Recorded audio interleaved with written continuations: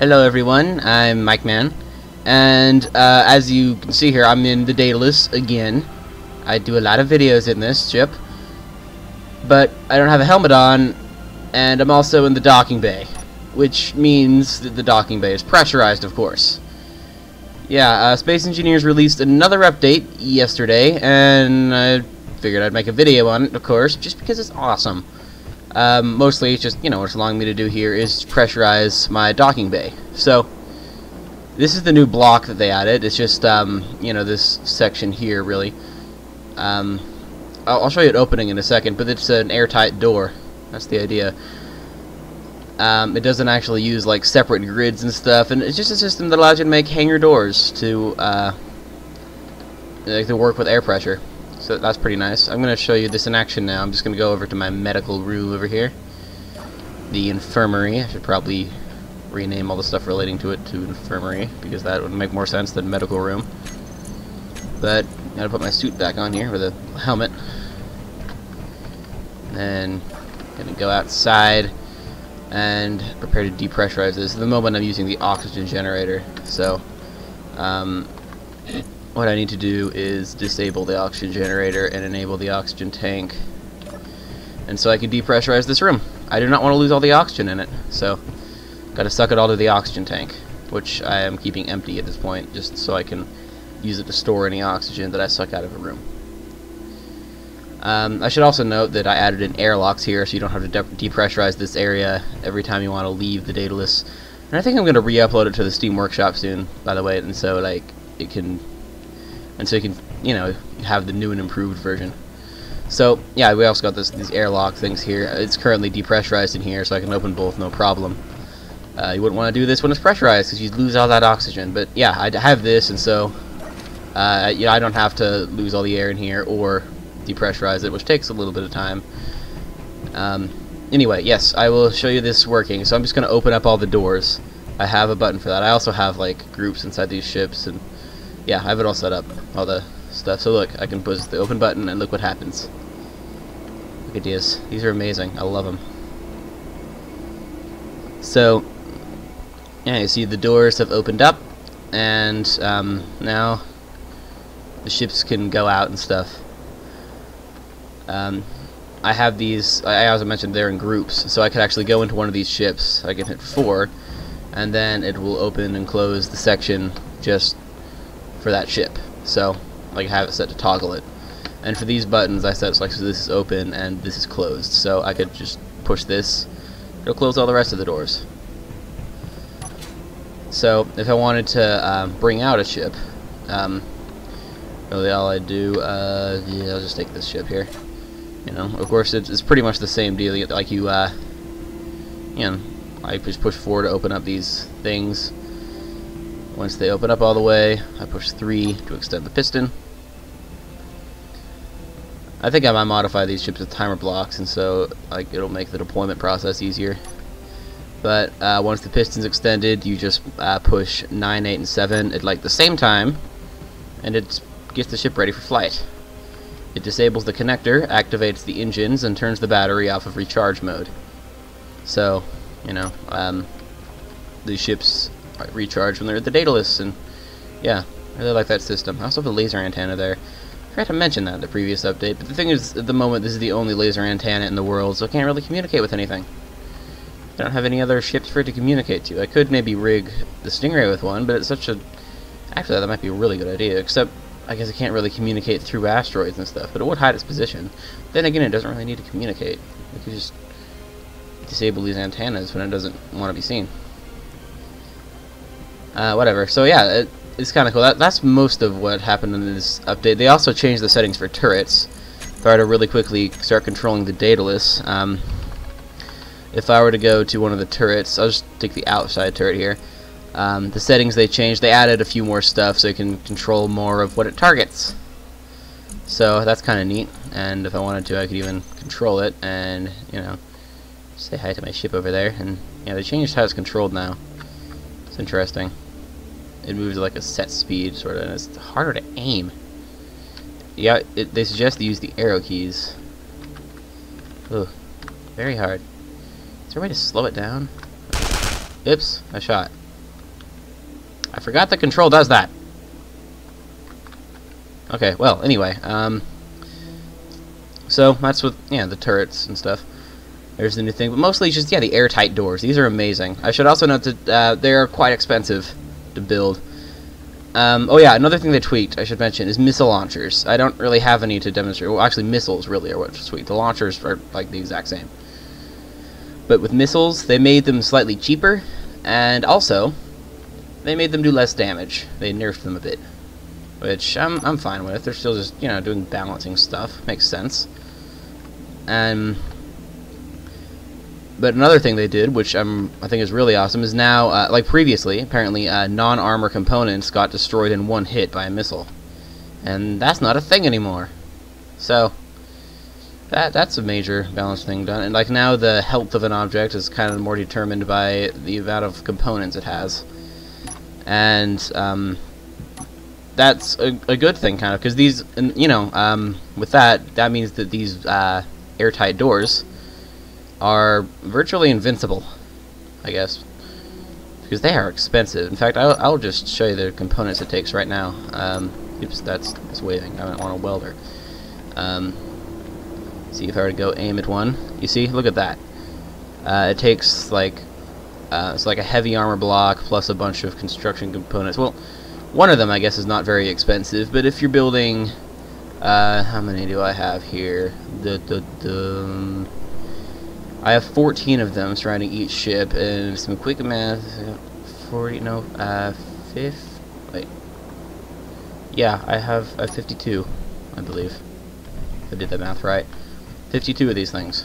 So, yeah, what I had to do, like, just for the steel plates, I actually disassembled a bunch of, like, I disassembled my previous blast doors, and then I took all 6 of my assemblers and had them running for like 3 straight hours assembling the rest of the stuff. This took over 10,000 construction components. It is just insane. Even though one of these is, I guess, relatively cheap. I guess, yeah, not as expensive as I thought, I guess, for one of them, but certainly a lot of them all together, they are quite expensive for, like, a, you know, a big door. So, I'm gonna repressurize this area again and just do the whole procedure.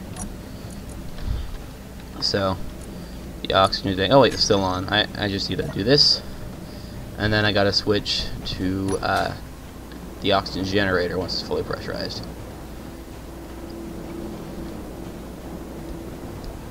So yeah, these are pressurizing. Of course, you know, I got 2 of them because this area is designed to be pressurized and depressurized quite regularly, and it's also quite large.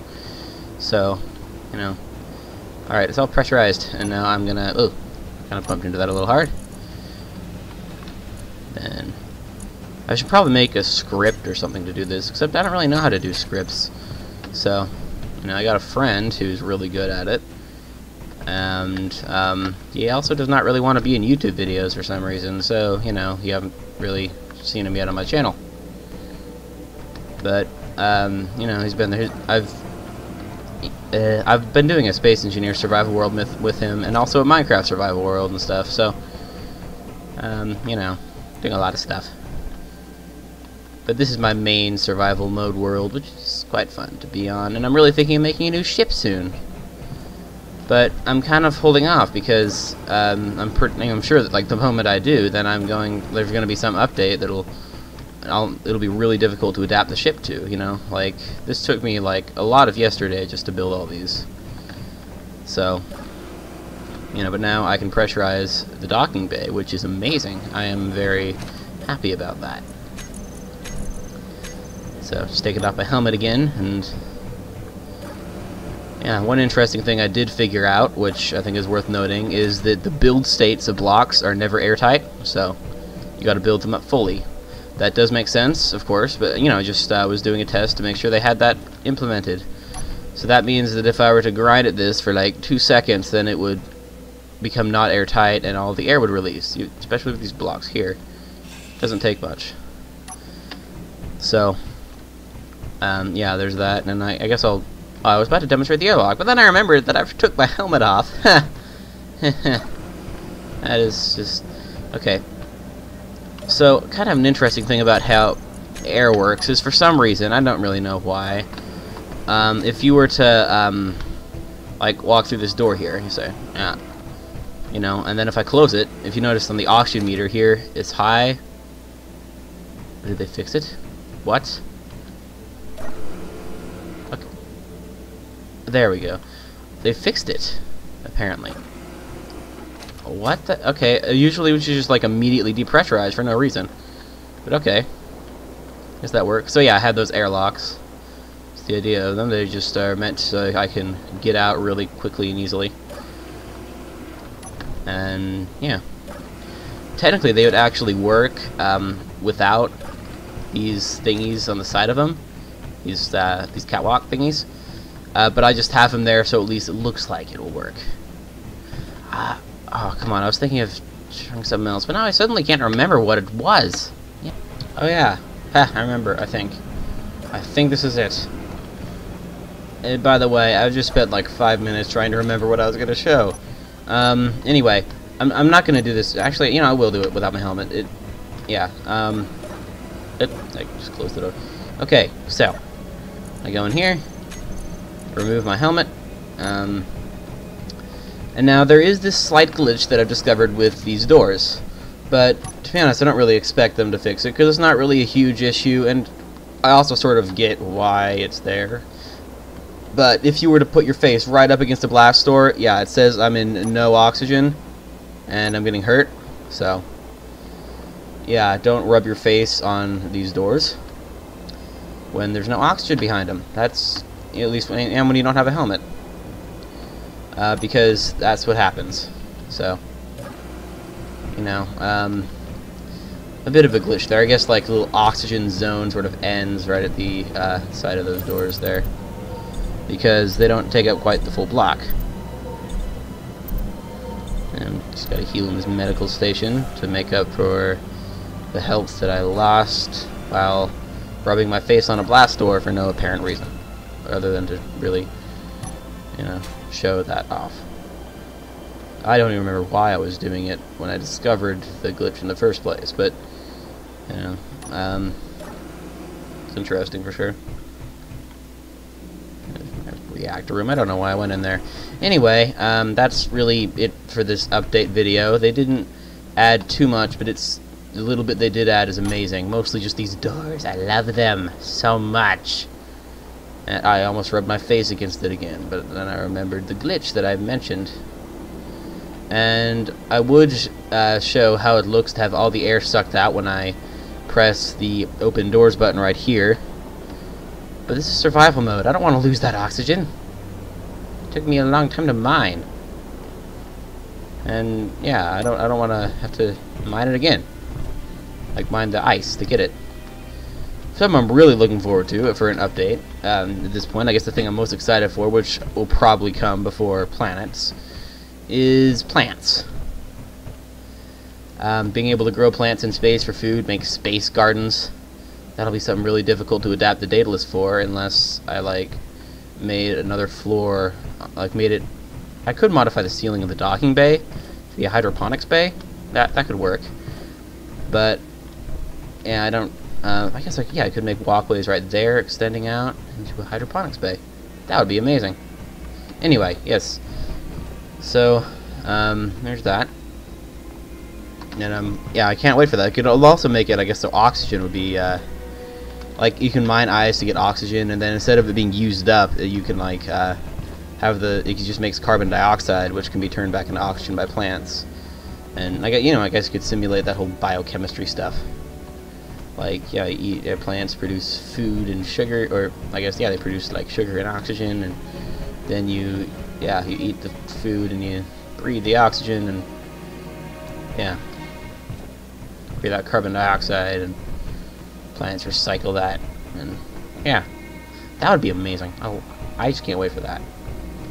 So anyway, I'm Mike Man, and I will see you all next time.